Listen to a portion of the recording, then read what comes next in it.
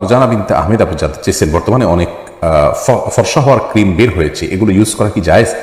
এগুলো ইউজ করে অনেকের বিয়ের আগে, এটা তো ইউজ করেন অনেকে বিয়ের আগে, এটা তো এক ধরনের প্রতারণা। কারণ ফর্সা হওয়ার ওই চেহারাটা দেখতেই তো পরতপক্ষে পছন্দ করে এগুলো ইউজ করা ছেড়ে দিলেই তো তার আসল চেহারা বেরিয়ে আসে। এগুলো ইউজ করলে গুনাহ হবে কিনা?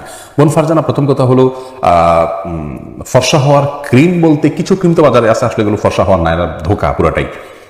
এটাতে যে মানুষ ফর্সা হয়ে যায় এমন নয়। আবার এমনও অনেক ক্রিম রয়েছে যেগুলো ইউজ করলে মানুষ সত্যি কালো মানুষও ফর্সা হয়ে যায়। আর এগুলো ব্যবহার করা উচিত নয়। প্রথম কথা হলো যে লা তাবদীলা লিখালকিল্লাহ, আল্লাহর সৃষ্টিতে মৌলিক পরিবর্তন আনা, এটা ইসলাম শরিয়ার দৃষ্টিকোণ থেকে জায়েজ নয়। এটা হলো আল্লাহ রাব্বুল আলামিনের যে ফয়সালা, আল্লাহর যে কাজা, সেটার প্রতি অসন্তুষ্টির শামিল। অথচ রিদা বিল কাদা এটা ঈমানের গুরুত্বপূর্ণ একটা পার্ট। আল্লাহ রাব্বুল আলামিন আপনার জন্য, আমার জন্য যে ফয়সালা করলেন, সেই ফয়সালাকে আমি কতটা মেনে নিলাম, এটি কিন্তু একটা ঈমানের পরীক্ষা।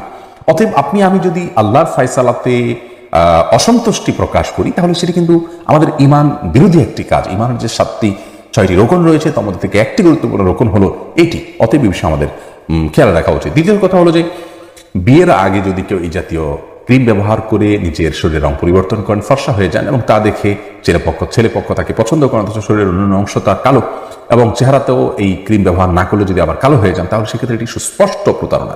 আর রাসূল আকরাম সাল্লাল্লাহু আলাইহি ওয়াসাল্লাম বলেছেন, মান গাশশা ফালাইসা মিন্না, মান গাশশানা ফালাইসা মিন্না, যে ব্যক্তি আমার উম্মতের কোন সদস্যকে কাউকে প্রতারিত করে ধোঁকা দেয়, সে আমার উম্মত হতে পারে না। অতএব এ ধরনের ফর্সা হওয়ার ক্রিম ব্যবহার করা আমাদের মা বোনদের জন্য কোনো অবস্থাতে জায়েজ নাই, এবং এটি আমাদের পরিহার করা উচিত।